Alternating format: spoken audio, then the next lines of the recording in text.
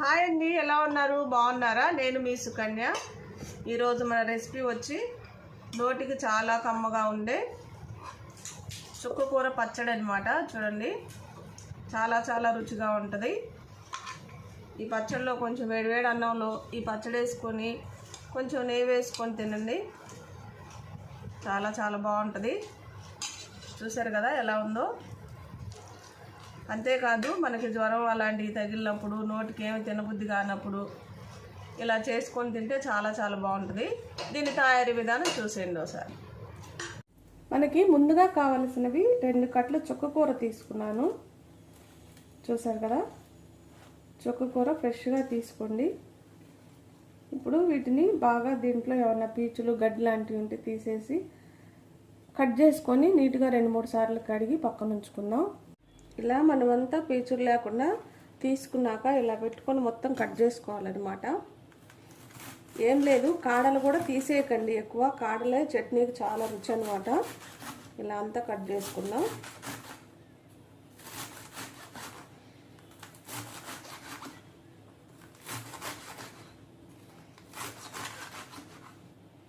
చూసారు కదా, ఇదంతా ఇలా కట్ చేసుకొని నీట్గా 2-3 సార్లు ఉప్పు నీళ్ళల్లో కడగండి, చాలా మంచిది. ఇప్పుడు మనం స్టవ్ వెలిగించుకొని బాండీ పెట్టుకొని ఎండుమిరపకాయలు వేసుకోవాలి. దీంట్లో ఒక 10 మిరపకాయలని నేను ఇలా ముక్కలుగా కట్ చేసి వేసుకున్నాను అనమాట. కంపల్సరిగా ఎండుమిరపకాయలు అనేవి ముక్కలు కట్ చేసి వేసుకోండి, ఎందుకంటే కొన్ని ఎండుమిరపకాయలు బూజుగా ఉంటుంది లోపల, చూసి వేసుకోండి. వీటిని వేయించుకుందాం. మనం ఎండుమిరపకాయల్లో 1 టేబుల్ స్పూన్ దాకా ధనియాలు వేసుకోండి. అలానే ఒక 1/2 టీ స్పూన్ జీలకర్ర వేసుకోండి. కొంచెం నూనె వేసుకుందాం దీంట్లో. చూసారు కదా, చక్కగా వేగిపోయింది ఎండుమిరపకాయలు. కొంచెం నూనె వేసుకొని ఇలా వేయించుకోండి. ఇప్పుడు దీంట్లోనే కొంచెం కరివేపాకు వేసుకోండి. ఇప్పుడు స్టవ్ కట్టేసుకొని ఈ పక్కన ఉంచుకుందాం, చల్లగా అయినాక మిక్సీ పట్టుకుందాం. ఇప్పుడు చుక్కకూర కూడా కొంచెం నూనె వేసుకొని ఉడికించుకోవాలి బాగా. ఇప్పుడు మనం ఈ చుక్కకూర కూడా బాగా వాడ్చుకోవాలన్నమాట. మూత పెట్టేసి కొంచెం సేపు దీన్ని కూడా బాగా వేయించుకుందాం. ఇప్పుడు మనం ఈ చుక్కకూర కూడా బాగా దగ్గరికి అయిన దాకా ఉడికించుకోవాలి. చూసారు కదా, చుక్కకూర అంతా కూడా బాగా ఉడికిపోయింది మెత్తగా. చూడండి, ఇప్పుడు స్టవ్ కట్టేసుకొని మిక్సీ పట్టుకుందాం ఇవన్నీ. కొంచెం నీరు ఉంది కదా, ఈ నీరు కూడా కొంచెం తగ్గినాక స్టవ్ కట్టేసుకుందాం. చూడండి, బాగా ఉడికిపోయి దగ్గరికి అయింది కదా. ఇప్పుడు స్టవ్ కట్టేసుకుందాం. ఇది చల్లగా అయినాక ఎండుమిరపకాయలు ఇది కలిపి మిక్సీ పట్టుకోవాలి. రోలు ఉందనుకో చక్కగా రోట్లో దంచుకోండి, ఇంకా పచ్చడి చాలా రుచిగా ఉంటుంది. ఇప్పుడు ఎండుమిరపకాయలన్నీ కూడా మిక్సీలోకి తీసుకున్నాక ఒక 6-7 వెల్లుల్లి రబ్బర్ వేసుకోండి, ఎందుకంటే వెల్లుల్లి వేస్తే చాలా రుచిగా ఉంటుంది అన్నమాట. ఇప్పుడు దీంట్లో కొంచెం ఉప్పు వేసుకుందాం. రుచికి తగినంత ఉప్పు వేసుకోండి. ఇప్పుడు మూత పెట్టుకొని ముందు ఎండుమిరపకాయలు మిక్సీ పట్టుకుందాం. చూసారు కదా, కారం ఇలా మిక్సీ పట్టుకున్నాక మనం ఇప్పుడు చుక్కకూర వేసుకోవాలి. దీంట్లో మనం ఉడికించి ఉంచుకున్నాం కదా, ఆ చుక్కకూర వేసుకోండి.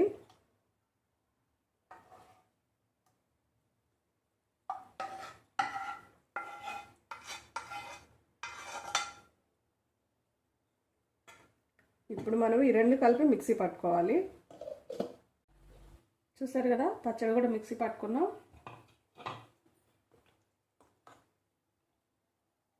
కమ్మని వాసన వస్తుందండి పచ్చడి, ఎందుకంటే మనం ధనియాలు జీలకర్ర వేసి ఎండుమిరపకాయలు వేపాం కదా, మంచి స్మెల్ వస్తుంది. ఇప్పుడు దీన్ని తాలింపు వేసుకుందాం. ఇప్పుడు మనం అది ఆకుకూర ఉడికించాం కదా, ఆ బాండీ పెట్టుకున్నాను నేను. దీంట్లో ఒక 4 టేబుల్ స్పూన్ల దాకా నూనె వేసుకోండి. నూనె వేడయింది. ఎండుమిరపకాయలు ఒక 2 తుంచి వేసుకోండి. అలానే కచ్చా పచ్చగా దంచిన ఒక 2-3 చిన్నులపాయ రెమ్మలు, కొన్ని పోపు దినుసులు.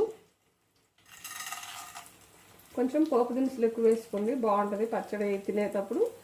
పళ్ళ కింద పప్పులు తగులుతూ చాలా రుచిగా ఉంటుంది. కొంచెం కరివేపాకు.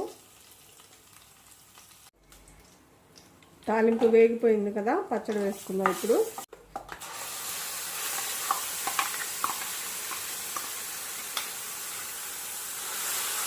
పచ్చడంతా కూడా బాగా నూనెలో కలపండి ఇలా.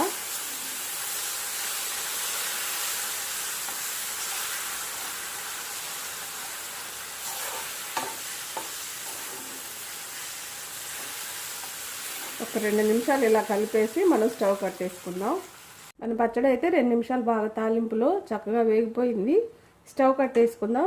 చూసారా ఎలా ఉందో? చాలా చాలా బాగుంటుందండి. అంతేకాదు చుక్కకూర ఆరోగ్యానికి ఎంతో మంచిది. చుక్కకూర పప్పే కాకుండా ఇలా చుక్కకూరతో పచ్చడి కూడా చేసుకొని తినండి. నోటికి కూడా చాలా కమ్మగా ఉంటుంది. దీంట్లో కొంచెం నెయ్యి వేసుకొని తింటే చాలా చాలా బాగుంటుంది అనమాట. కడుపు నిండా తినేస్తారు మీరు. కంపల్సరిగా ఇంట్లో ఒకసారి ట్రై చేయండి. ఎలా వచ్చిందో కామెంట్ చేయండి. నా వీడియోస్ కానీ మీకు నచ్చినట్టయితే లైక్, షేర్, సబ్స్క్రైబ్.